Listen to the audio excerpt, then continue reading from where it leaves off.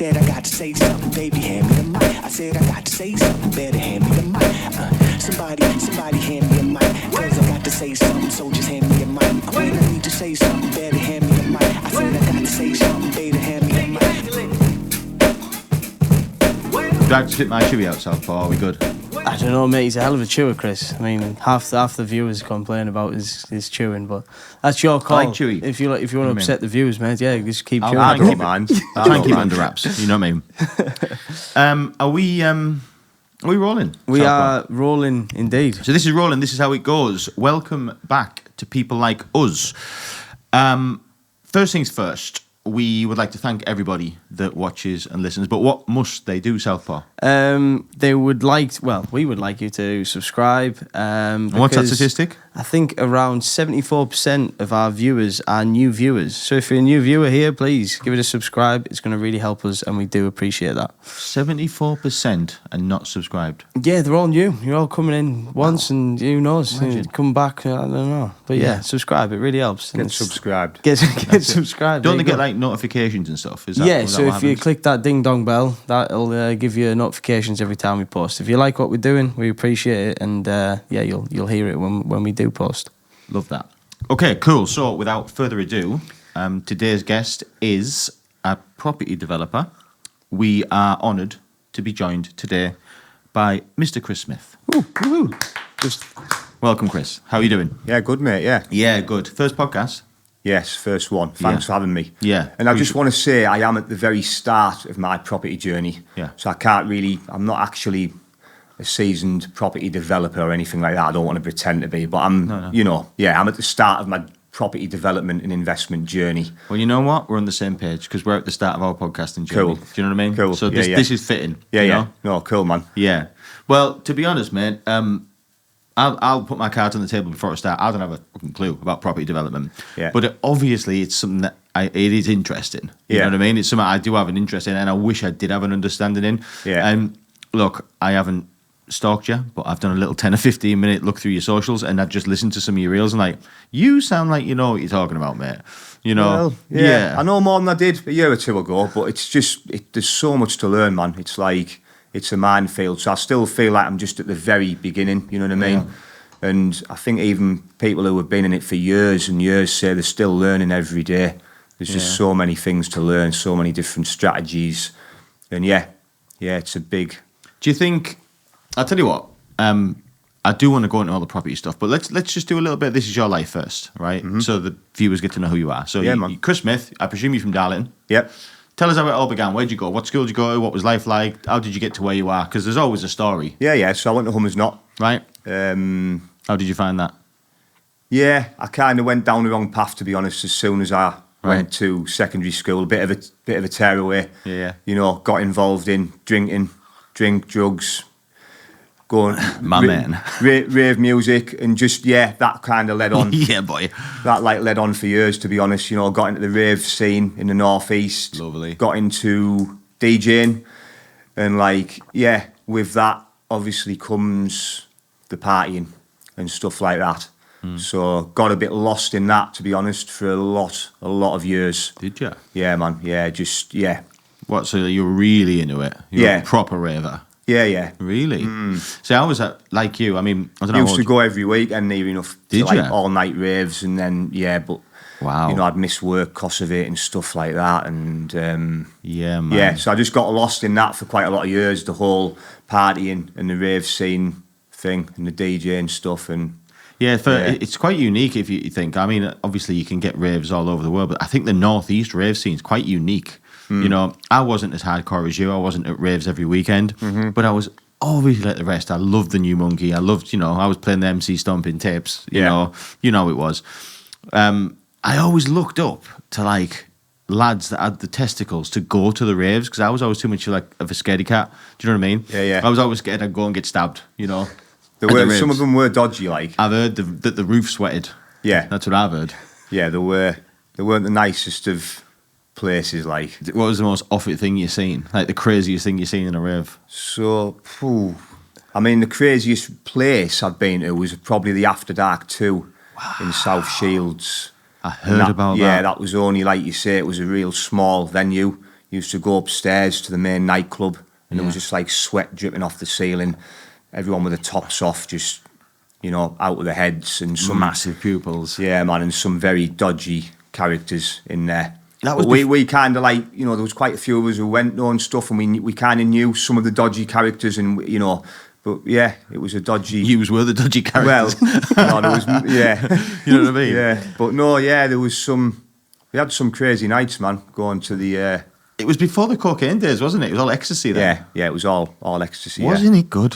You know, I often say this, right? It's been such a long time, and I don't mind saying this. It's been such a long time since I've had an ecstasy pill. But honestly, if somebody whipped an ecstasy pill out now and said, go on, listen, I wouldn't need convincing. I remember that feeling. Yeah. I remember that feeling. I'm not sure myself now. Yeah. You remember? Oh, it's not working. It's not working. It's basically like a 3-hour orgasm. Basically, that's what goes on. It's like a mild orgasm for 3 hours. Have you had one, Southpaw? I've never had an ecstasy pill. Oh, no. absolutely delicious. Absolutely delicious. Yeah. I think they were meant to be different back in like before my era, like in the like in the early 90s and stuff. So I'm told. Compared to what we were doing in like the 2000s and stuff like that. Yeah. You know, I've heard stories, people saying they were just a different kettle of fish in the early night when the rave scenes kind of started in the northeast. You know. Yeah. Yeah. I've heard that. Like, I remember, you know, sort of my group of friends at the time, we could go out, take 2 and 3 and 4 of these. Yeah. But I've heard it said by people who know what they're talking about. Back in the day, you wouldn't be taking 2 and 3 and 4. Only one. Only one. And I think they were like about 20 quid or something, weren't they, back, you know, all them years back. Yeah, man. The rave scene. Yeah, not many people got to experience that rave scene. Not many people actually went to the raves. A lot of people liked the rave, but I think it took a certain bravery. How old are you, Chris, if you don't mind me asking? 41. 41. We'll have been about in the same age group, you know. So what school did you go to? I was a Branksome boy. Right. But I won't name drop on here, but I have a good idea of the group of people that you would have went about with. Because I knew the Hummersnot lads that were my age. Yeah, so you think of the Hummersnot lads 2 years, 3 years below you. That's who I went about with down the Deans. You know what I mean? Right. Yeah. So we'll probably know a lot of, you know, a lot of mutual. Definitely. Yeah, definitely. But some of them, some of the brave boys, they would go to the New Monkey and things like this. And I was never that brave, you know. So you were one of them, were you? Yeah. Yeah, man. But yeah, no alcohol, just sold ice pops, water and pot noodles at the bar. Pot noodles? Yeah, I never could understand that. What? I don't know why, ice pops, pot noodles and water, that's what was. What? And apparently some people did used to eat them, but I've never seen it like. I've never heard that. Yeah. Pot noodles? Yes, for some strange... At a rave? There's some strange reason. Ice there, pops, water and pot noodles. That is some combination, isn't it? Yeah. There must be like something behind it. Like there'd be a reason for why they're selling. Maybe if you like have a real like bad turn, maybe you need some food in you to like, you know what I mean, soak it up or whatever. Possibly, yeah. I suppose it's heavy carb, isn't Bit it? of health and safety kind of thing. Health and safety, yeah. But they were like all night, right? They'd start like midnight, right? I think it started about 10, and then you'd come out at 7 in the morning with the birds tweeting and everyone just, you know, Eye-eyed. I think the Monkey was like, that was the last ever one, the last proper all-nighter that was in like it was in like an old bingo hall. They were the sorts of places they used to be, you know, and that was the last ever one. And then finally, I think the police were like, you know, I think every single one got raided and shut down over the years, and they kept finding loopholes to be able to operate, you know, and then that was the last ever proper all-nighter. And now it's moved on to like, they still do them around the northeast, but they're in like proper nightclubs now. Right. It's where they sell alcohol, and it's like, you know, not nightclub hours. Right. So they're still around, but not the same as they were back then. Stop. Hold up. Before we carry on, just a quick word from our sponsor. Do you have a business? Thinking about starting one? Dash, the bespoke web design and branding experts. When you have a business that needs a professional online presence, when your current website is starting to look a little outdated and tired, when you have an idea and want to see it brought to life online, that's where Dash can help.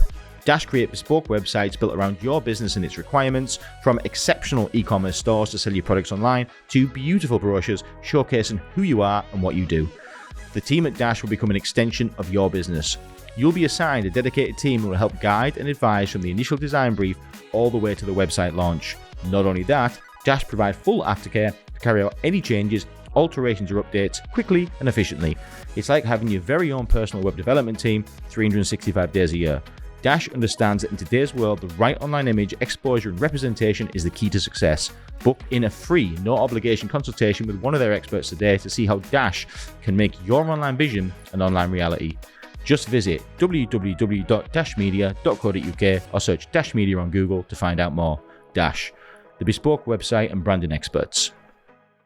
Have you ever watched them documentaries on like the 90s rave scene where what they would do is, because like the police would keep shutting them down, it would be like a secret rave, and like it would all be like everybody would know something was happening on this night, right? But no one would know where it is or when it was. And all of a sudden, one person, this is before mobile phones, of course, somebody would be informed, and it basically spread like a Chinese whispers type thing. Yeah. And then before you know it, you'd get 200, 300, 400 people making the way onto this industrial estate in the arse end of Birmingham or somewhere. Yeah. And it was like go time, and then Yeah. it would be kicking off that much that when the police come, they couldn't do anything about it because it was too big. You know what I mean?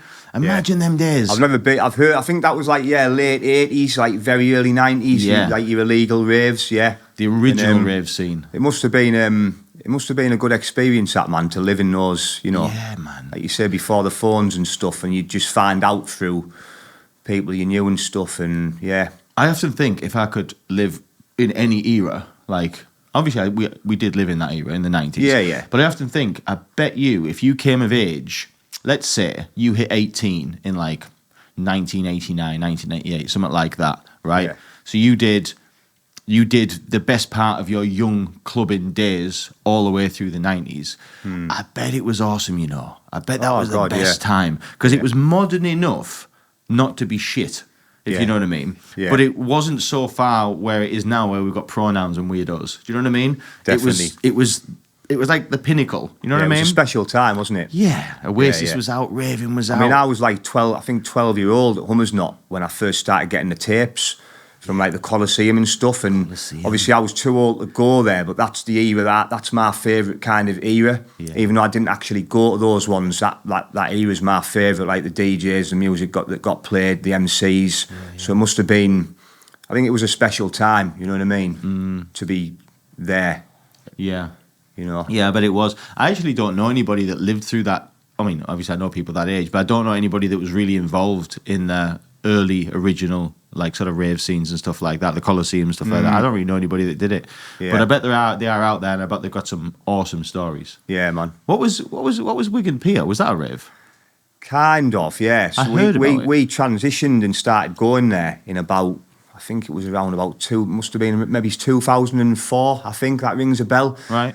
A couple of lads I know in Darlow, they were the first two guys to go there, and from the northeast, and they sort of discovered it and started bringing the records back. And then a couple of weeks we started going. It was only like a small group of us at first going down there from Darlow, and that was unbelievable. It was a bit more kind of like commercially sort of chart music remixed. You know, clublandy stuff and sort of, but a bit harder. And they didn't have they didn't normally have MCs on, so it was just music. Right. And it was only a small, really small venue, but just unbelievable. Probably the best club I've ever been to. Was that it? one? Really? It was only small, but it was just something about it, man. Like just the sound system, the atmosphere was just electric. You know, and people used to go in shorts. The girls used to just wear like bikinis and stuff. It was just different, man. You know, it's called Yeah. Wigan Pier. Was it at Wigan? Yeah, it was in Wigan. Huh. Yeah, and it was on like a canal, and it was called the Pier nightclub. Right. Yeah. Wigan Pier was like I think Wigan Pier is like the area of where it is, but I Right. think the club was called the Pier. Right. You know what I mean? Yeah. Wigan's down Leeds way, isn't it? Yeah, it's northwest. Northwest. What? So is it over near like Manchester and Liverpool? That way? Kind of, yeah. Right. That must have been a hell of a trek. Yeah, it was. Yeah. How'd you get there? Taxis? So we used to drive down on it. Well, I didn't drive at the time, so I was one of the lucky ones. But we used to go down in 2 or 3 cars. Right. Saturday morning, get to Wigan, go to the record shop where the DJs. It was like the DJs from Wigan Pier in the record shop, and buy all the latest records that were getting played in there. Right. Then check into a hotel, get changed and ready and stuff. Then go clubbing. Right. Then normally go back and that was like nightclub hours, and then go back party in the hotel. And then the unlucky ones that were driving used to drive back on a Sunday. You wouldn't want that drive, would you? So yeah, we had a lot of years just doing that sort of stuff. Partying, eh? I always wonder, like, is there like firms or different firms that set these things up? Like, who was the people setting up all these different events up? Do you mean like in the... Like raves and stuff? Yeah, like the raves. Who are the people that organise them? Is it just word of mouth that you find out about them? Well, Or? there's a good documentary, on YouTube, and I think it was a guy who did it as part of his university dissertation, and he did a documentary on the history of the North East rave scene, and it's called Two Monkeys. Huh. And it's the first half is all about the original Blue Monkey I think that was in Sunderland, like very, very early 90s, basically the birth of the whole scene. Right. So the first half's all about that, and a lot of people are getting interviewed, like one of the guys who managed the club, can't remember his name now, people like MCG Force and stuff, they get interviewed, and then the second half it sort of jumps an era and like talks about the new monkey. But the first part, it's amazing that, like, just to go back and hear about the birth of the North East rave scene. So if I've checked that out. Yeah, I'm into it. Like. Two Monkeys, it's called. Two Monkeys. It's only about 45 minutes long, but it's just a good little documentary about the North East rave scene. Yeah. So I didn't realise it was so big, to be honest with you. I think it was a bit before your time. Yeah, so it was a little bit before my time, but I mean, it was kind of before our time, really, like the best bits. Well, really. yeah, that's what I always say. We got the back end of it. I missed the best part, Yeah. But, Yeah, it still was, got to see a lot of the old DJs though. They're still around now, so I got to see all the DJs that were around in the 90s. Doing old school sets. In my era. So that was cool. Is it true? Like, where am I getting this from? Is it Spanish techno music? Is that the same thing? That came in like in the sort of New Monkey sort of era. Originally, it was like sort of bouncy techno from Scotland and happy hardcore. And then very late 90s, early 2000s, the Spanish stuff sort of started coming in. That got discovered. It's called Makina. Makina? Yeah. Wow, that's a... So there was only one or two shops selling it in the country, I think. And one of the DJs in the North East scene, guy called Scott, DJ Scott, he kind of discovered it and just started buying little bits of it, and then slowly started bringing it in the After Dark 2 and the New Monkey. Right. And then it just took off. It just took over, and everyone was playing it, and it was just took over the whole scene. And that's mainly what it is now. What, Spanish techno? Yeah. Right. But I think I'm out of touch with it now, but I think there's lots of new stuff about, and yeah. There's stuff going on. I know a friend of a friend that very recently went to Spain to one of these Spanish techno type rave things. Right, yeah. Because I always assumed, around the time I was getting into it, Spanish techno was something that was getting talked about a lot. And I always assumed that our rave stuff, like our little genre up here in the Northeast, I always assumed that we were like an offshoot of Spanish techno, that it had come from Spain. That's what I always thought. But Right. it hasn't. No. No. It was born here. But they had their own thing, but they must just be similar. Spain, I mean. Yeah. Right, okay. Pretty much, yeah. Huh. I wonder if they have Spanish MCs. I suppose they will. I think I don't think MCs are a thing really in Spain, but I know there was a couple of times some of the lads from the North East, the DJs and MCs, went over there To and, Spain? and took MCs. Oh, and right. They kind of introduced them to MCs because, well, originally they got some of the Spanish DJs over here to DJ at the North East events, and then they got invited back over to Spain. And Right. yeah, there was a couple of MCs that did actually go over there and MC in Spain, but I don't think it's a thing in Spain, like, you know. Not MCing anymore. No. Just like an English. Do you think? Well, the MCing, as we know it, it did come from up here then, didn't it? I would have said, because I don't think them 90s raves, the ones that used to have them like warehouse, things like that. I don't think they had. I think they did have them, the odd one. Did I think, they? yeah, I don't think. I'm sure like the likes of MCG Force, who was like the first. He was kind of the first MC to make a name for himself in the North East. I'm sure he sort of had people that he looked up to that were maybe further south and stuff. Right. So there were people before the North East MCs. Was there MCs in Colosseum music? Yeah. Was there? Yeah. Right, because I don't remember that. I only remember the music. Yeah, that was a massive part of the Was it? Colosseum, yeah. And the Colosseum MCs, did it sound the same as, for example, your After Dark and your New Monkey MCs? Yeah, so after dark, similar. It was a similar lineup of the DJs and MCs. Right. Okay. And then the New Monkey it was to start with, and then it was kind of just this. There was about 4 or 5 MCs that were just around through the 90s, and there was no one else, and everyone knew them. They were all different, all original. Then I found when the New Monkey started, all these new ones started coming in, like a bit of a different. They had a different style. A lot of them more like rapping, faster. Opposed to just the like hosting the night. They were just, it was a different era. Yeah. And then now there's like hundreds of MCs now in the Northeast, where originally there was like 4 or 5 for like a good few years, and it was just those few, who everyone knew. Yeah, my memory of back in the day, there was maybe 6, 7 or 8 people, but they were pretty much, for a couple of years, they were pretty much the only people we were listening to. Yeah. There wasn't different people all And the they time. were all very original, weren't they, and unique. Very they had their own unique. different style. Yeah, very unique. And I found everyone was just, once all these new ones came in, I mean, some of them were good, but it just seemed like they were all just... copying. Yeah, all very similar. That's what it's got to now, hasn't it? So, sometimes you'll see them come up on Facebooks and stuff, and you'll have a little listen. Yeah, and it's just all... It's like, this is happening 20 years ago. Yeah. It's like the same stuff. You just Yeah, kept doing it, that's all. You know. Yeah. You might change, put some of your own little lyrics in and stuff, but it's the same style. You know what I mean? You can see where they've got their influence from. I'm just trying to like understand it all, because obviously I only know the clubbing scene where you go out drinking and stuff like that.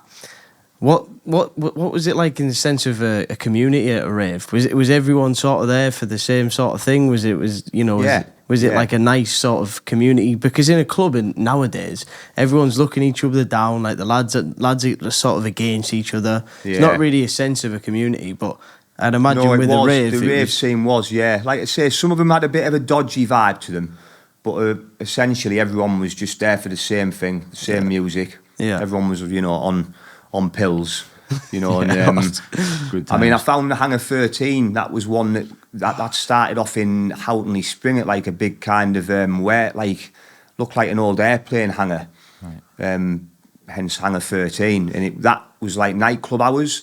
That was on in the early 2000s when the Monkey was going, but that was only once a month, and it sold alcohol. Now that was just, the atmosphere in there was amazing, man. Everyone it was like a big sort of family. Everyone knew each other, how you doing, and just even though you didn't really know them, but you know what I mean. It was just a big community, man. Sounds electric. Like I mean, it's some experience that you've lived there. Yeah, it was. We had some good nights. I bet you did. Yeah. I bet you've seen some things, man. Yeah, so I bet that's something you wouldn't change then. A lot of people... I don't think so, mate. No. I don't think so, no. Yeah, I'd agree. I probably did things that probably would be frowned upon, but I couldn't change it because, it's experience, isn't it? Exactly. That's what it is. Yeah. So, all right. So, you've been heavily into this rave scene, all right? I assume, right now, obviously, you're property developing. I assume you had other jobs. Well, I'm a bricklayer by trade. You're a bricklayer by trade. And I pretty much did that from school. Right. Yeah. Right. So when you say bricklaying, like, enlighten me. You built houses? Yeah. That's what I've mainly done over the years. Worked on sites, doing new builds. For big companies or local companies? Yeah, big companies, yeah. Like building new estate houses? Yeah, new estates, yeah. That's what I've done mainly over the years. But I have worked for some smaller builders as well. I served my time with a builder. And that's the side I actually prefer the most, the where you're on renovation work, and I'm maybe out in the countryside working on like an old farm building or doing extensions for people.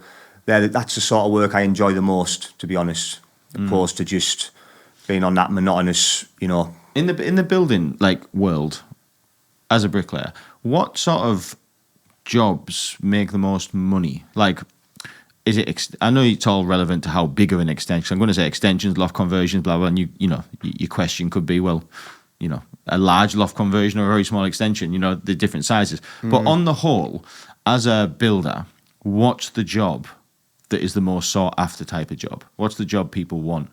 I assume it's not just rebuilding a brick wall, right?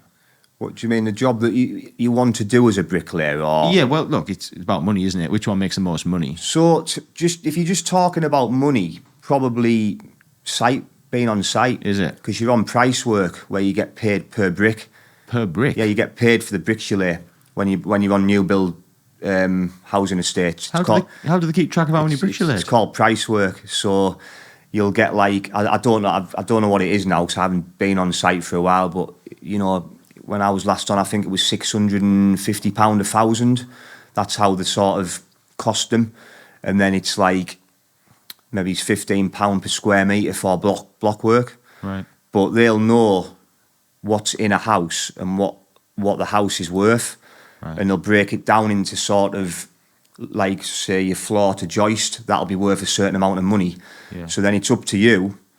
You can book in whatever you want off that section that you're on. Right. You know, you can overbook if you want and take more than you've laid, but it doesn't matter because they know what it's worth at the end. Yeah. If that makes sense. Yeah, I've never heard of that before. Yeah. Wow, Pay by brick. That's crazy, isn't it? So like, you know, there's some very fast bricklayers out there, you know, so Is there? you can, you know, and if you're on certain houses are easier to build if they're just like square, you know, and so you can make some good money. Yeah. Yeah, so just from a money perspective, I'd say, yeah, that price work. Site work. How many bricks is your record in a day? Well, I think I've laid like, everyone, you know, there's this thing that goes around where people say you can lay 1,000 a day as a bricklayer, but you can't do that every day, you know, because you haven't always got, you're sometimes doing awkward bits of work, you know, there's sometimes a lot of windows and doors and you're stopping and starting. But if you're on long runs of work, you know, where you can just lay bricks kind of thing, it's, yeah, you can do it. Wow. So that's 650 quid one day's work. Yeah, but like, so obviously everyone thinks that you can earn a fortune, but, you know, you lose a lot of time with the rain. You know, stuff goes wrong on site where, you know, deliveries don't turn up, the wind blows walls down. So it doesn't, you know, you can... Not as straightforward. Not as straightforward as that, but you can earn 1,500 quid a week if you're on the right site and you've got a good team of lads, you know, and, you know, everything goes well. I'd say that's realistic, you know what I mean? Wow. But we used to kind of aim to average around £1,000 a week. Before tax, yeah, that's what we used to try and get, you know. It's decent living, isn't it? I mean, yeah. It's always, I always think for me, it's a tough job as well because it's physically demanding. Oh, it is, mate. Yeah. You know what I mean? Yeah. It's not sitting in an office. No. You know, I often think it gets sort of, you know, really it's the wrong way around. Really, people who sit in offices shouldn't be paid as much as the people who are grafting because that's more physically demanding. Do you know what I mean? Yeah, it's crazy, isn't it, when you look at it that way? Yeah, bricklayers, huh? My cousin's a bricklayer, actually. I say bricklayer, he's a builder. You know what I mean? Yeah. He's just starting out in life, but yeah, I'm you know, side story. I look at some of his stuff, and he knows what he's talking about. He's you know, he's building some stuff. Yeah. So okay, you were a builder. I mean, I still am, to be honest. Oh, you're still a builder? Well, I'm still a bricklayer, yeah. Well, yeah. And obviously, I was actually only working a couple of months ago still. Okay. While I've been sort of learning and getting educated about property for a couple of years now. Okay. You know, alongside working. And I was still working up to a couple of months ago on a school in Aycliffe, building a new school. All right. That wasn't price work. That was more like where you commercial jobs tend to be where you just turn up on your own. You don't have to be in a team, and you just get like an hourly rate, and it's a bit more steady away, you know. And yeah, I was working on an academy there, and it was coming to an end. The job, I could have gone to the next job, which I think was in Durham. But I kind of had an opportunity to kind of do some work with this guy in the Northeast and kind of have a bit of mentorship off him for what I'm doing with the property sourcing. And it was just one of them where I thought I'm just going to go all in for a couple of months at least. And whatever happens, it'll benefit me. So that's where I'm kind of at now. Right. But I am going to probably still do a little bit of work here and there just to balance things out because, you know, the property stuff is not easy, man. Right. It's not easy. So the property development, fill me in because like how do you make money being a property developer for the uneducated people like me? How does one make money? So one of the classic strategies are flip projects where you will basically buy a house like we were just talking about in Dart, you know, the Salutation Road one. You need to know you can get it for the right price, you know, refurb it, and then sell it on and make a profit. Right. So that's one strategy. That's what sort of can generate big pots of cash. You can make 50 grand by doing a house flip if you know what you're doing. Right. And you know how to get the numbers right and stuff. And then there's another strategy called BRRR, which stands for buy, refurbish, refinance, and rent. And basically, you would normally do that with, say, like a terrace property where the rentals are where you can get a good rental. You would buy it for cash, you would refurb it, and then you would get it revalued at what it was worth now. So basically, you refinance it after you've purchased it for cash and done a refurb on it. You would then refinance it onto a mortgage. So you basically, instead of making a profit, you're kind of recycling your initial pot of cash, if that makes sense. Because you're buying it for cash, you're going to refurb it. So say for instance, you're 100 grand in, all in, for the purchase of it, And the refurb, all your other legal fees and everything like that. Say you're 100 grand all in. Right. Then when you refinance it, you're getting a 75% loan to value to what it is worth now after you've added value to it. Right. So you might end up getting 85 grand of that 100 grand back in the pot that you've lent from the bank. But then you've got a property in your portfolio, you know, with a tenant in, maybe cash flowing you 250, 300 pound a month profit, but you've got 85 grand back to go and do it again. Right. Obviously that will dry up because obviously it's rare that you can get all your money back out. Right. So it's good to do both really, to flip properties to get the big lumps of money, and then do the BRRR strategy to kind of slowly build that portfolio in the background for like your long-term wealth. That sort of strategy, that what was it called? BRRR. BRRR. Yeah. I must have missed a bit in that story because I heard, right, let's play numbers. You've bought a house for 80 grand, right? I'm just making stuff up. You put 20 grand into it, right? Yeah. So with the fees, so there, right, you got your 100 grand. You spent 100 grand on this house and doing it up, right? Then something happened in your story where you end up with 85 grand back. What happened? Like, who owns the house then? That's a refinance, right? Yeah, that's a refinance. So you own it. You've got it on what people tend to do is you put it onto an interest only mortgage. Right. So you're only paying the interest off, just so you cash flow more each month. It's all just about cash flow, you see. When you give that to a mortgage, then you're not the owner anymore, right? No. No? You never, unless you pay it off one day down the line. Yeah. But people tend to just keep recycling the money so they can build the portfolio up.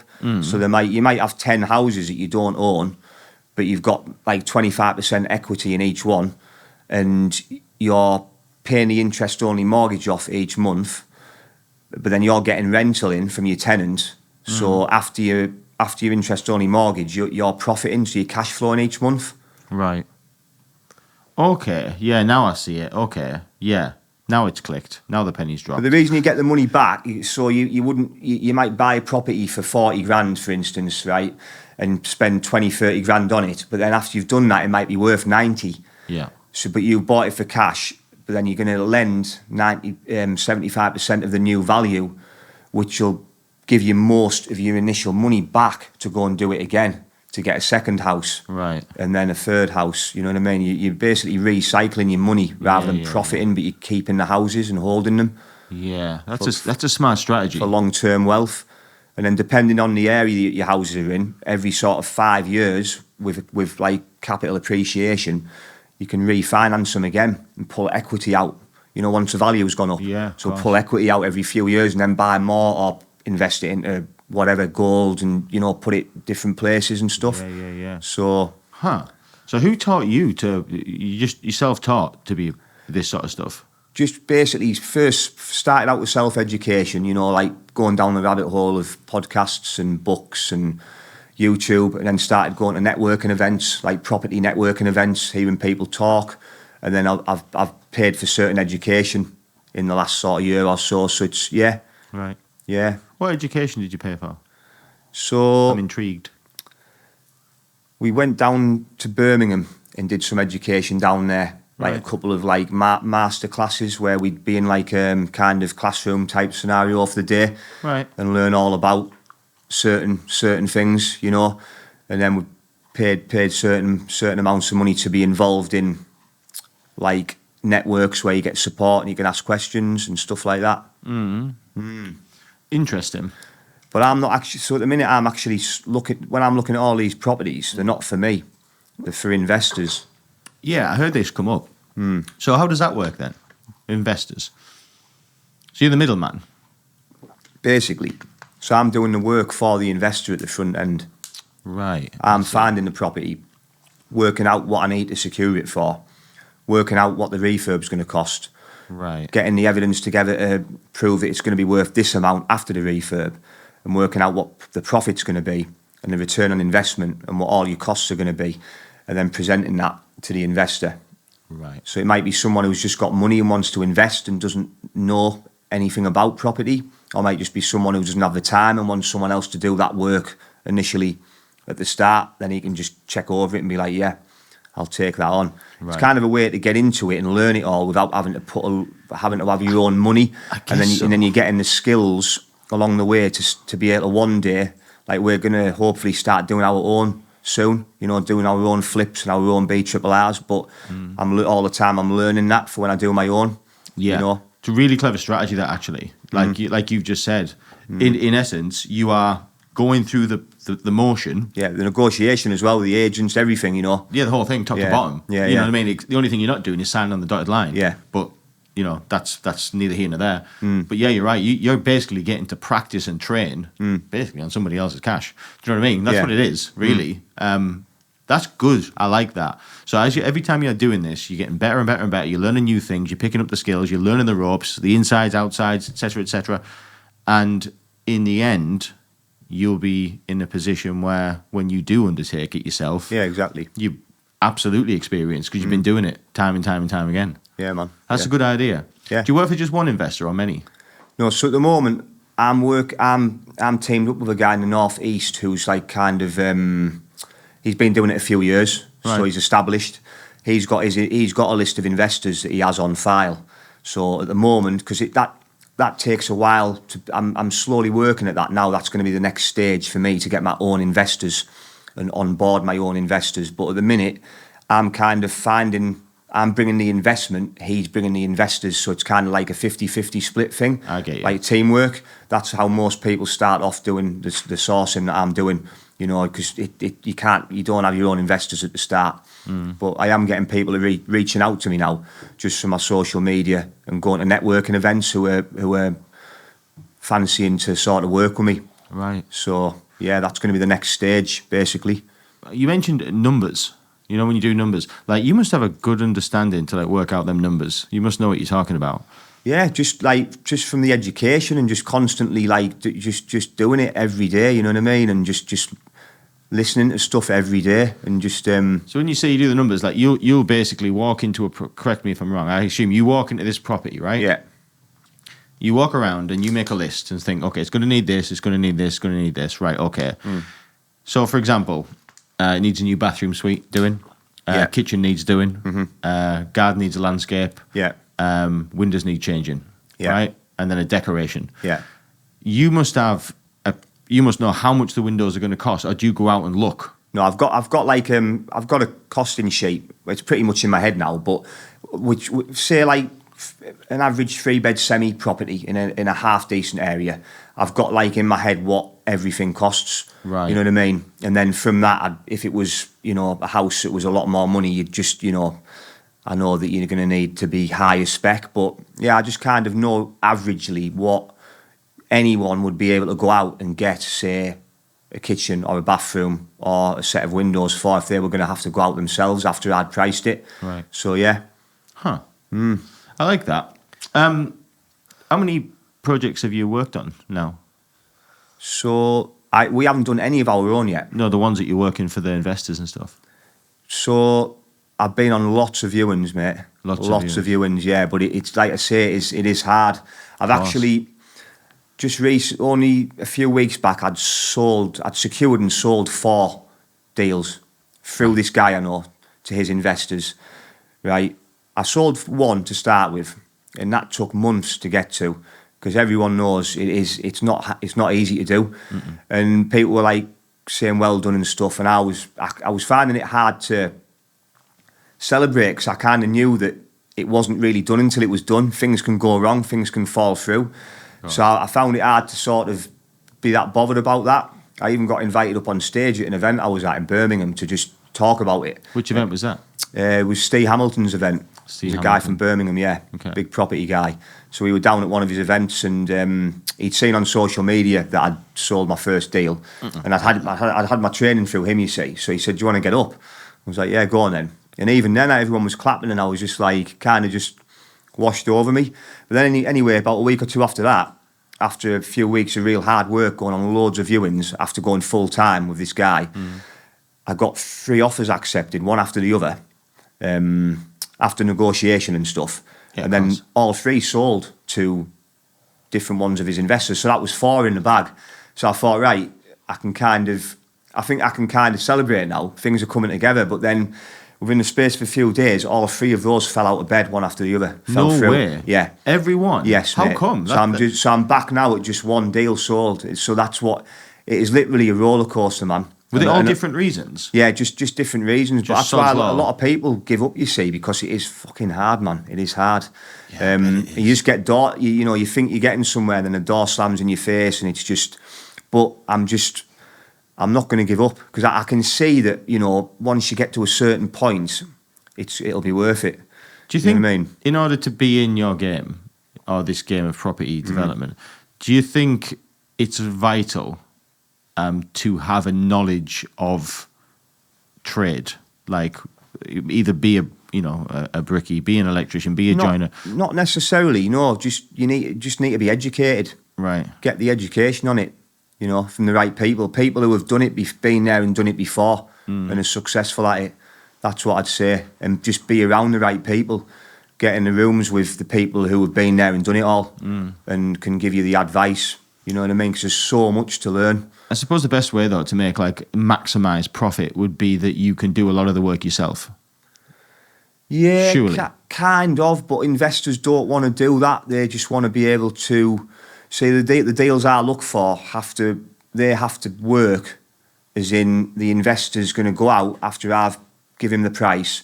He's going to be able to go out and get a builder off the street to do all the work for the price I've priced it for, and then make the profit that I've said he should be able to make. Right. But obviously, if you were doing your own flip project, for instance, like the one we were just talking about on Salutation Road, you could go in and do some of that yourself. Definitely, you could do even if you weren't a trade, you could do the rip out yourself. Yeah. And fill the skips, and you could do stuff yourself. Yeah, we'll be doing that at the start. Well, yeah. I mean, I'll probably do bits, mate. Yeah, just to keep the cost down. And I enjoy it as well. You see, I won't mind. I don't mind getting, my hands a bit dirty and stuff. So I've always thought, I'm bright enough to know about this side of property development that you are telling us about. My understanding of property development before today was very simply, it's a man or a woman that has some cash, and they're going to buy a house. They're going to do it up themselves, and they're going to resell it. That's as far as I understood for profit. That's as far as I understood property development to be. But in my head, my uneducated head, it was like, well, that's not going to work unless you're one of them men or women that can do loads of stuff. They can decorate, they can renovate, they can rip stuff out, they can install a bathroom, they can, dig a garden up, whatever. I thought that was the only way it's going to work. Otherwise, it's you just, every time you pay a tradesman, it's munching into your profit. Yeah. Every time. It's just one of them. You don't know what you don't know, do you? It's like, and I didn't, a year or two ago, and then just went down the rabbit hole of finding out about it. And I was just like, whoa, like light bulb moment. Yeah. There's like a different way to the 9 to 5. Yeah. You know what I mean? I bet when that day comes, though, that you do have your own sort of moment that you can flip it yourself, and you have your own property that you're flipping yourself. These years of work that you've done on other people's houses, that's going to be so much more rewarding doing it on your own project. Oh yeah, 100%, man. Yeah. It's for me. Yeah. Everything you lift is you're not that's doing profit. it for someone else. Yeah. Yeah. You're doing it for yourself. Something to look forward to. But no, yeah, you can make a lot of money not doing any of it yourself. You just have to know how to spot them. But like, they are hard to find. Yeah, it's like a needle in a haystack, finding properties that will work, where you can make the profit that you want, and outsource all the work and stuff. How do you identify a property that's good to invest in? Like, what you're looking for? So normally for flips, you want ones in decent areas, nice areas, but maybe probate, where somebody's, got gone to a nursing home, and it just needs fully modernising, full refurb. So they kind of jump out at you when you're looking through the pictures and stuff, and then you would start looking at it. Like old biddy houses, basically. Yeah. Ones, sometimes bungalows are quite good. Are they? You know, ones that are like haven't been touched since the 70s. You know, and sometimes the outside will be in pretty good condition, the roof and stuff like that, and the landscaping, but it just needs a full internal refurb.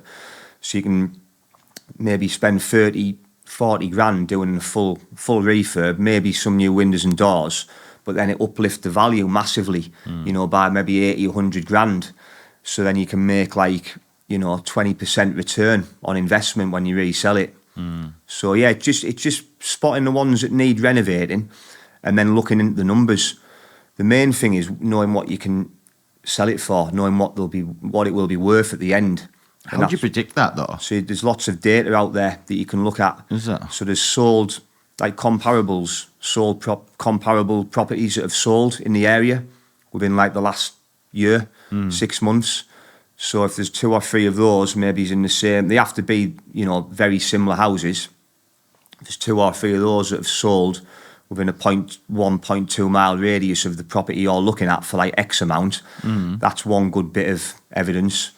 And then there's an average sold price as well. Maybe I've got some software, you see, that gives you this data. Right. So there'll be an average sold price that spans across maybe 30 properties in a 0.2 mile radius.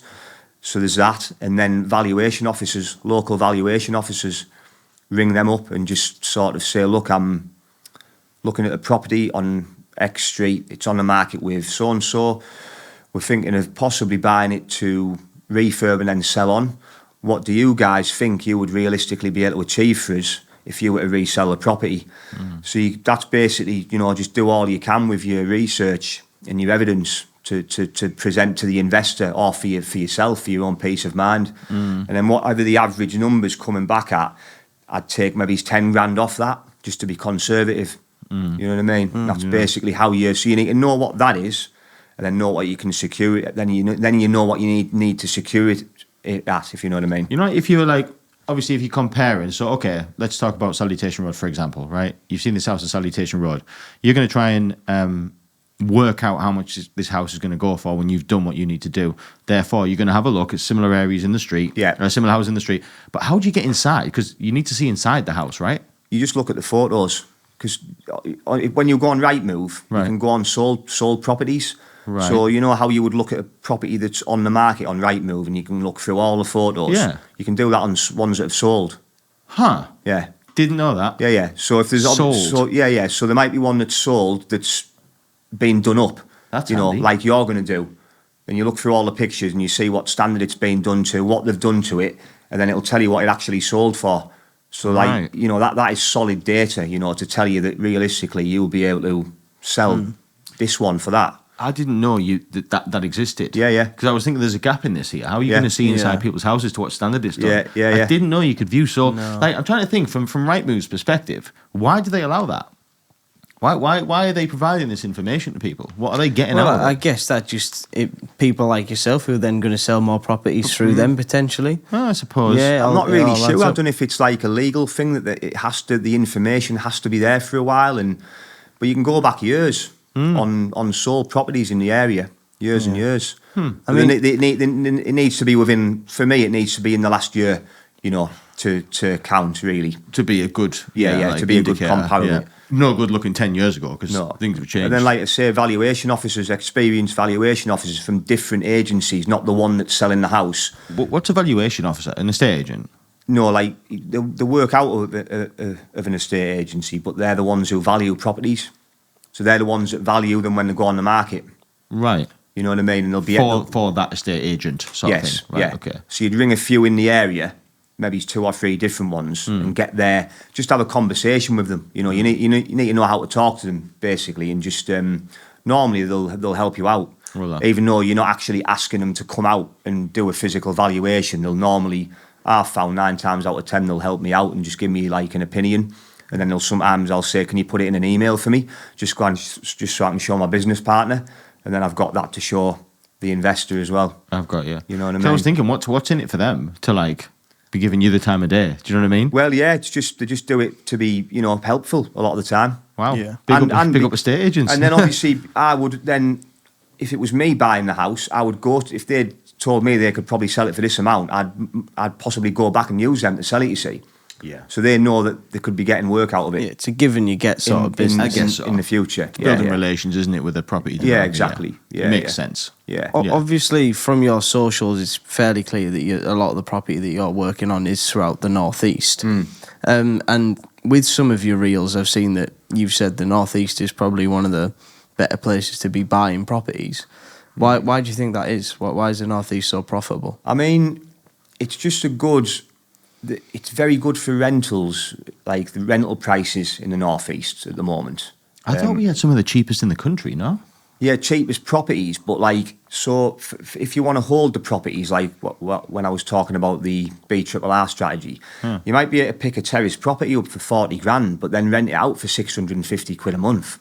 Yeah. You know what I mean? Yeah. So that side of it, it's what's called the rental yield. It's kind of a bit like another version of your return on investment. It's like the rent you get opposed to what you actually paid for it.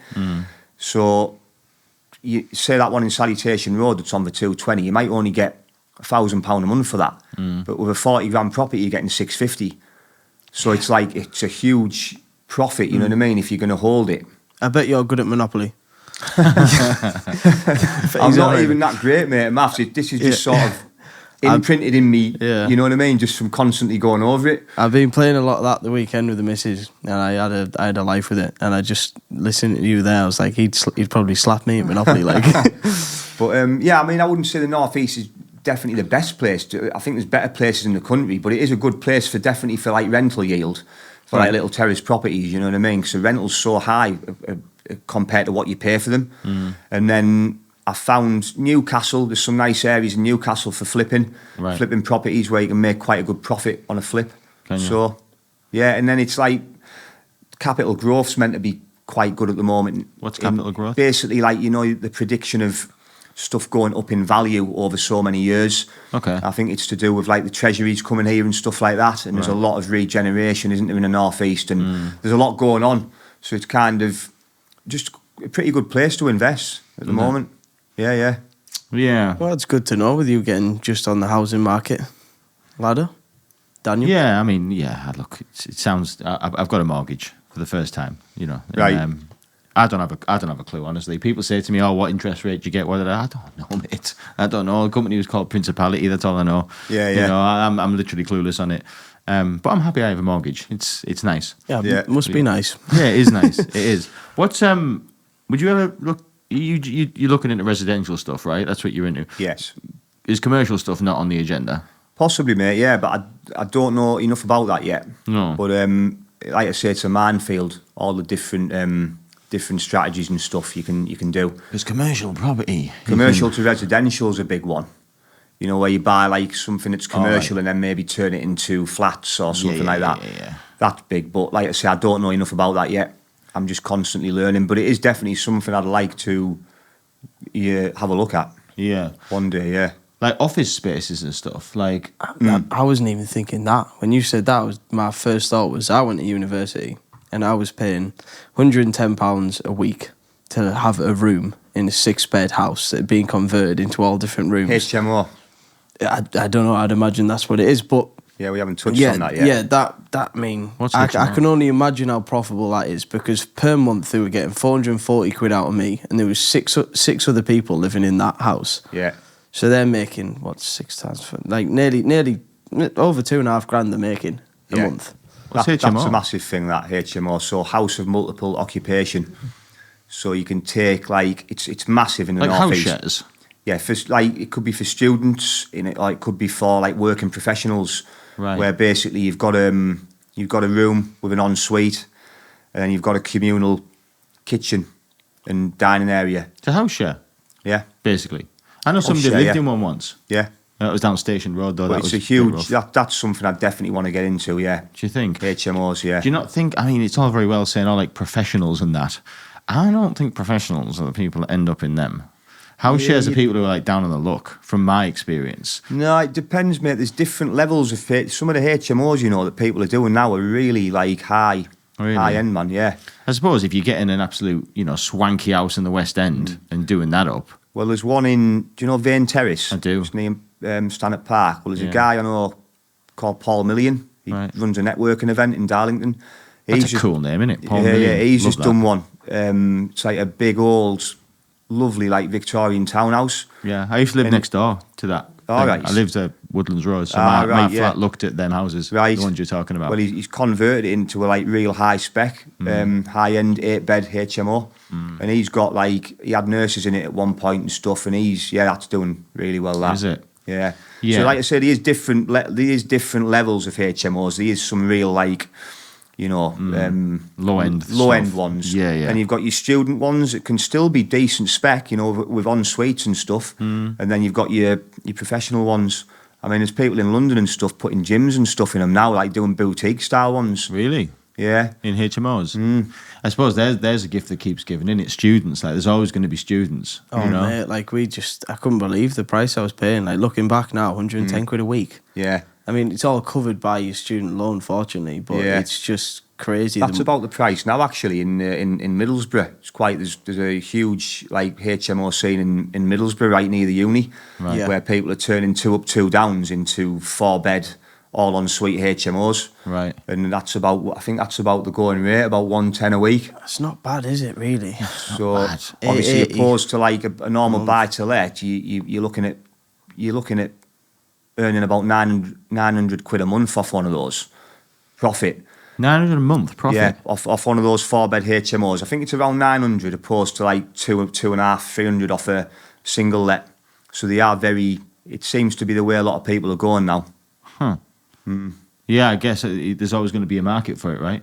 There is. I mean, all ends of it, all ends of the scale. Like the stuff you said, even the lower end stuff. If you can be done with, what's going to come with that, there is always people that are going to, down on the luck and need a room cheap. Definitely, mate. It's always going to be there.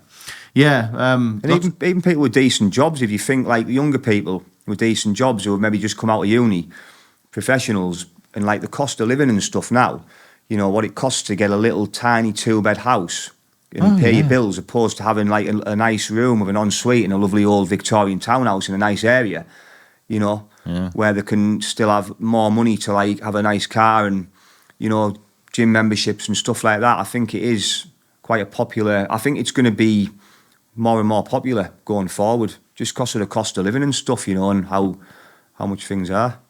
Yeah, it's true. I mean, it's probably a topic you don't want to go into, but obviously we do get a lot of immigration in our country. I guess HMOs are that's going to be somewhere. For some reason, my brain are piecing them together. Yeah, I'm not sure, mate, about that. No. Possibly, I'm not sure. Like I say, I know about the student market, and then like the working professional market, which often tends to be like nurses and doctors who have just come out of university and stuff like that. That tends to be like what the professional side is. Yeah.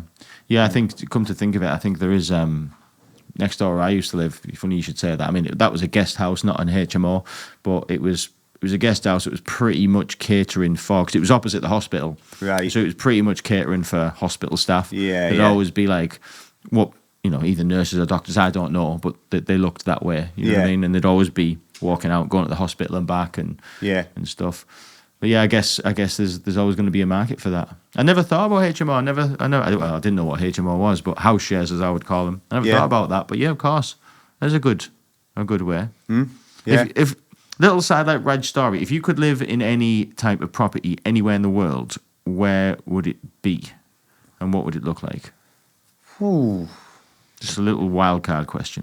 Good question. Probably out in the countryside, mate, in some sort of like stately home or something like that. Oh yeah, like that. Grand. Yeah, something like that, mate. Still in the UK? You wouldn't want to live family man? I think I'd like to have a few different places. Maybe a base in the UK and something abroad as well, possibly. One day. I've got a love for Greek islands, I'd love to live on a Greek island. I just love the way they live, Yeah. the Greek people.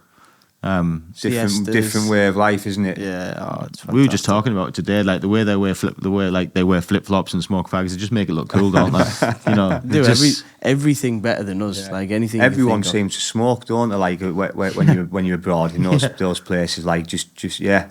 But but they make it look cool, don't they? yeah. you and know, they all seem healthy though. yeah, and they literally seem are. alright. Yeah, Yeah, live to yeah. about 100-year-old. Yeah, Yeah. all fit as fiddles. If you weren't in property, what other career do you think you could be in? Ooh. If you could choose one. Well, I am a bricklayer. You know what I mean? Yeah, of course, yeah. And I do actually like that. You know what I mean? I've got a bit of a passion for it. I've always been, creative and stuff, so I like that side of it. So I don't mind it. It's not like a job I hate or anything. No. It's just the side of it where you're on site, you're like on that hamster wheel. That's what I'm not keen on anymore. No.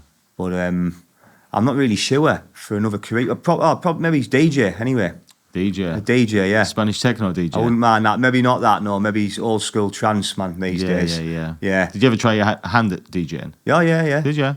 Yeah. Full decks and... Yeah, I got my first set when I was 17. Right. So that came, like, with the rave scene, me and a few of my mates got into DJing as well. Right. And started collecting the vinyls. And, yeah, I didn't do much that's worth shouting about, but I did a few gigs here and there. Did you? DJed in some clubs and bars and stuff. Yeah. That's a good career choice. So- to be fair, I often thought about this, DJing. I think it's better than it sounds. I actually met I won't tell you the story because it's a long one, but I actually met my DJ hero sort of thing. Oh, yeah. Who's that then? Famous DJ, Sandy Riviera. All right. He's my kind of music. I'm into all like the house music and stuff now. Right. And I met him in some very, very, very bizarre situation, let's just say. And what I learned about him over that evening and morning that I was with him, was that he lives a very, very, very shallow life. Like, bless him. Like, Right. his life consists of going from session to session to session to session to session.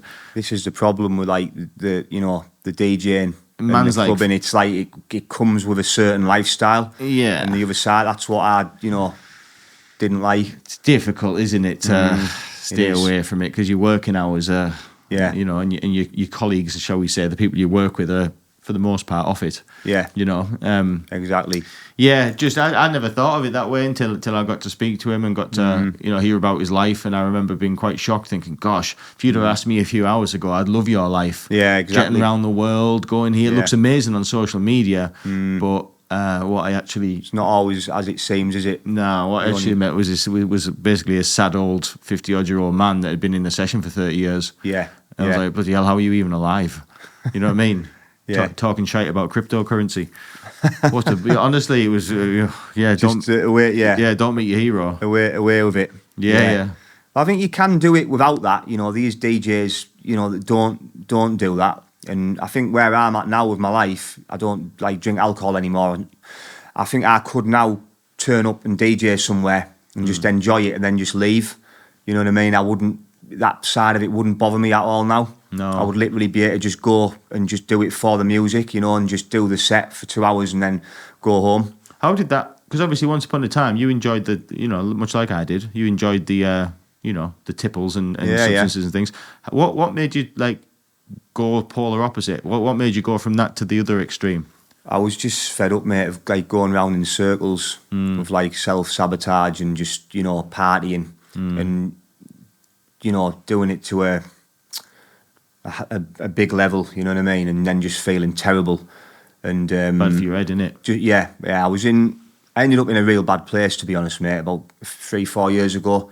Just going around in circles for years and years with it, partying and going on benders and just found... I never had like an alcohol problem, but I just thought that alcohol leads to, it's the start of it, isn't it? Of course it That does. leads to the next thing, then that leads to that. And so I just thought to myself, I'd wanted to kind of stop drinking for a long time and just always tried. And then one day I was just like, that's it. I'm stopping. Yeah. And it was just a part of me going on like a bit of a self-development journey and just changing my life around. Because I was either going to go one way or the other, Like I say, I was in a bit of a hole, bit of a dark place. Yeah. And just needed to change things around. when the lows outweigh the highs, Exactly. it's time to pack it in. And they were doing that a lot of the time, really. You know what I mean? That was my experience. Was that over the years it was a gradual thing where obviously we all know what a hangover is, but the hangovers just seem to be getting worse and worse and worse, and then it stopped being so much a physical thing. Where once upon a time I'd still be laughing and joking the next day about what had happened. I just felt a bit rough, but as time was progressing and I kept doing it, it wasn't so much just the physical, it was what was in my mind, and like the dark feelings, and you thinking, hang on, it's been 10 days and I still feel like this. Yeah, exactly, mate. And you're thinking, how is this happening? And you get to a point where you have the come down of all come downs, and you realise you are that terrified of getting back to that again, to be in that place that you just, even the thought, that's why I avoid things at all costs. I know what I'm like. If I get put in an environment, if someone gives me a few drinks and then someone says, do you want, I'll with it, let's go. Let's go, champ. Yeah. So, like, that's what it is, so 100% don't go anywhere near it, keep away from it. Well, that's one of the things I did as well. I just changed my environment. I just stopped going anywhere near those situations. Anything that was a grey area, just don't go. And for years I'd gone just to play, like, I'll have to turn up there to keep, because it's so-and-so's birthday, or we'll go to this and just have a few, it'll be all right this time. And I think Boxing Day 22 was the last time I went out and had a session, and it wrote me off for like the second half of Christmas. I just wasn't present, and my sister was home from London and stuff, and that New Year I was just like, that's it this time. And I just flicked, like a switch just flicked, like, and I thought, that's it, I'm just stopping drinking, because if I stop drink, then everything else will go away. Absolutely. Absolutely. Yeah. You'd never just go out and start doing other stuff sober. No. If that makes sense. No, So well, I did, but that used to be my party trick, Right. Literally, I was the weirdo that would just get loads of stuff dropped off, no alcohol whatsoever. Oh, right. And I'd just sit in the house for 2 days. You know what I mean? That's where I went. Yeah. Oh, Talking to the borrowers down the plug hole, mate. That's where I was. Yeah. Yeah, squirming about in a bath. Right. Really Oh, weird, well. mate. Yeah, Right. really strange. Yeah. Hats off to you though, Chris. It sounds like you've made quite the progression, mate. Yeah, well, I just had to, mate. Like you say, I was going one way or another, and had to make a change. Good on you, mate. Yeah, it's nice to see, and for anybody out there that is currently in the midst of all of that, you can. There is another side to it. Oh, definitely. You're proof in the pudding. Yeah. I know some people that are my age, your age, a bit older than us, and they're still going strong. Oh, same, mate. And you're thinking, they're not in the best shape, obviously, neither, and you're thinking like, that doesn't go on forever. You know what I mean? No, definitely. And look, we've all, it'll come to an end for us all one day, but you wouldn't want it to be that, would you? No. You know what I mean? No. But yeah, much respect to you, man. No, thanks, man. Much respect Thanks, to you. yeah, appreciate it. What's the best piece of advice that you've received? We'll do it for the property, about the property stuff. Yeah. What's the best piece of advice you were given? To get around the right people and get the correct education. Right. Yeah. Who was it that told you that? Ooh, everyone, a lot of people were saying it. Right. Just people I was listening to, and I can't really put a particular person on it, but just, that's the best advice I'd give to anyone else who wants to get into it. Just get the correct education and get around the right people who have done it and done it well and been there before, instead of just trying to figure it out yourself.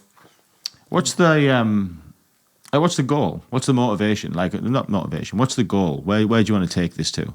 I just want freedom, mate. I want I want to be able to live life on my own terms and just create a life for my family and stuff. Basically, I just see it as money buys freedom for me. Just being able to live life on your own terms, go where you want, when you want, without having to work out if you can afford it or if you need to ask permission to take time off. When you say freedom, you mean do you mean financial freedom or just general freedom? Well, general freedom, but I think money buys that, doesn't it? These days, because even to go like to the Lake District hiking, you have to put a load of fuel in your car, and even to buy good quality organic fruit and veg, it costs a lot of money. Oh yeah. Just even the simple things in life, not necessarily material things, even just to live a healthy, decent life, it costs a lot of money. Yeah, of course it So does. for me, that's the end goal. Obviously, certain things will come along the way, go organically, like different houses and cars and stuff like that. But it's mainly just, being able to wake up and just be excited about my life and sort of, I am anyway now. I'm enjoying the journey. But yeah, just ultimately like creating that freedom and create generational wealth for my kids through property. I like that. And it's exciting, isn't it, when you're at the start of a journey? Yeah. Even, we talked about this the other day about, just for example, like we do this podcast. We haven't made anything of it, but just the fact that we're doing it and we've started it is so exciting. Definitely. It's so like thrilling. Yeah. It makes you, it changes how you think, because all of a sudden you realize that you're not treading water anymore, or you feel like you're not. You feel like you're not just stuck in the same place. You're doing something towards the thing that you want. Yes. And it really isn't like an inspiring feeling. It really, Yeah, it is. It can wake you up, gives you energy, puts wind in your sails. It does, mate, yeah. It's exciting, isn't it? Isn't it? It's Yeah. lovely. And it's good to enjoy the journey as well. That's what I've learned. It's And difficult to do not, as well, Not Chris. to like try to look too far ahead, but just enjoy the process and enjoy living in the moment as well. Sometimes that's difficult to do. It is. Obviously, I've got a vision, but I am learning to just be grateful for what I've got as well each morning, and just enjoy the roller coaster. It can be. The roller But, yeah, coaster. that's what it's like. But I'd rather that than just getting up on autopilot and just being on that hamster wheel all day and just feeling like nothing. You know what I mean? Yeah, that you're on a one-way track to nowhere, basically. Yeah. Yeah.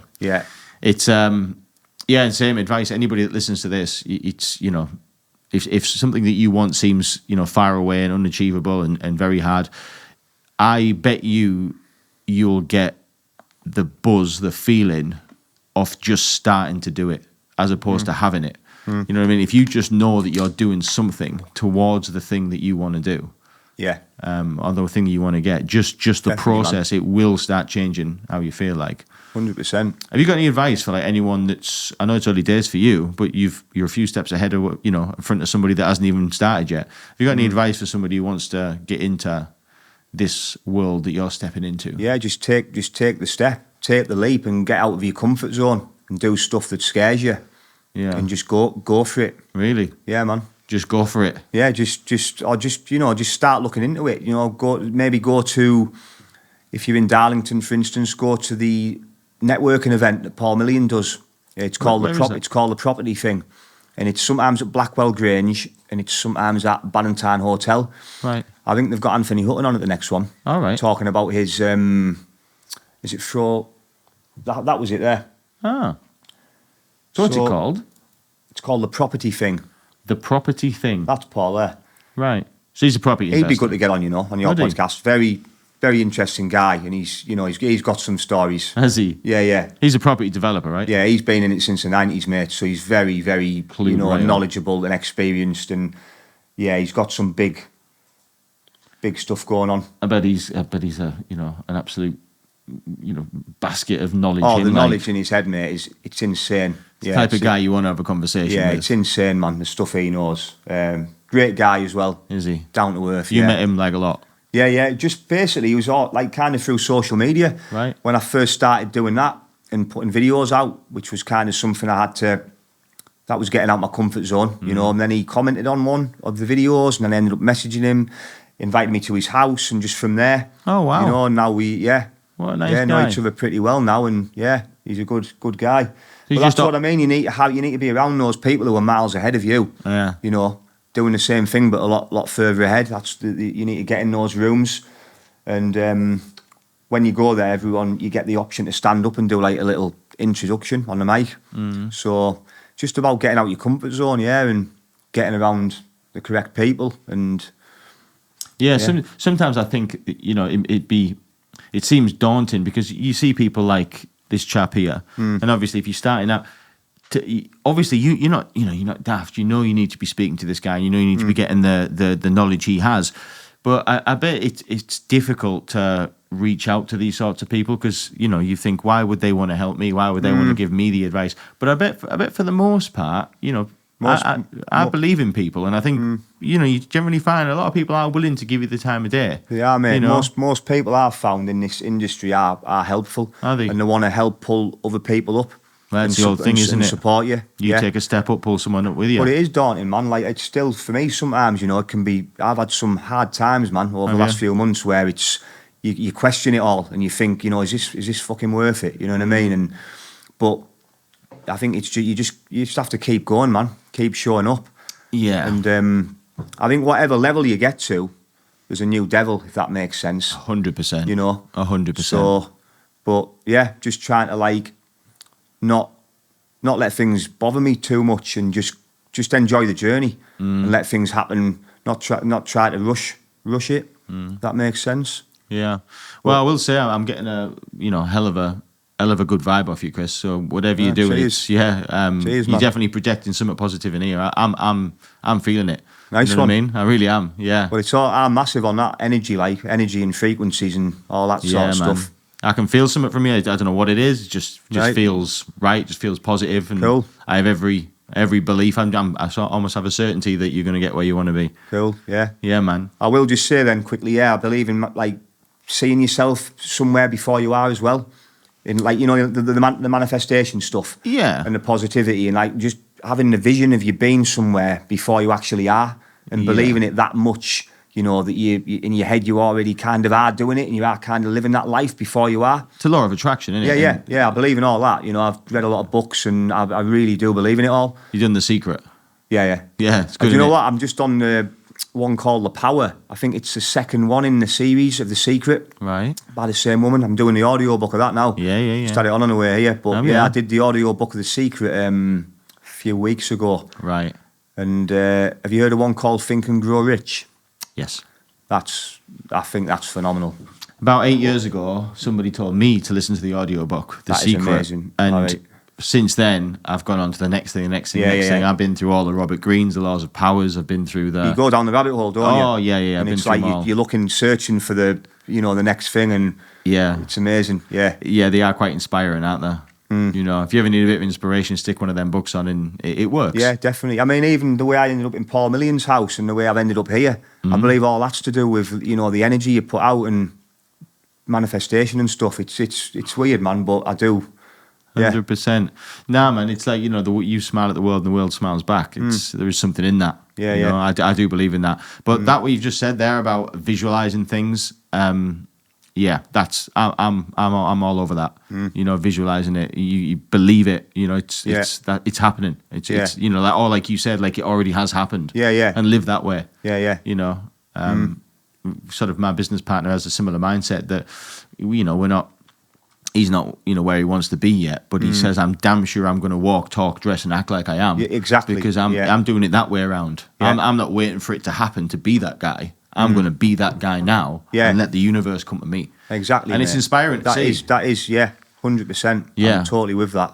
100%. Kind of how I act when I go and view these properties. In my head, I'm like a seasoned property developer, and it comes across like that to the agents when I'm talking to them, and it is right. You know what? Some of the greatest people who ever existed, who achieved the best things, they were completely delusional.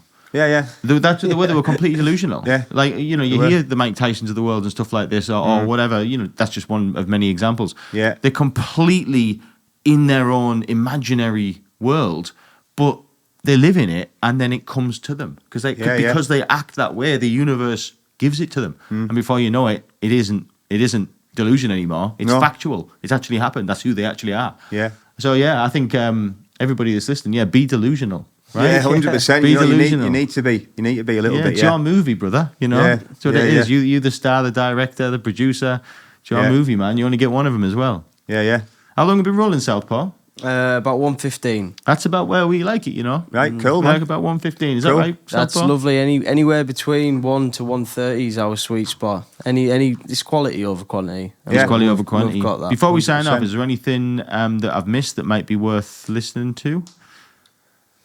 I don't think so, mate. No. No? Good. I will just mention one book though, if you haven't heard of this one, and for anyone else out there, it's called Rich Dad Poor Dad.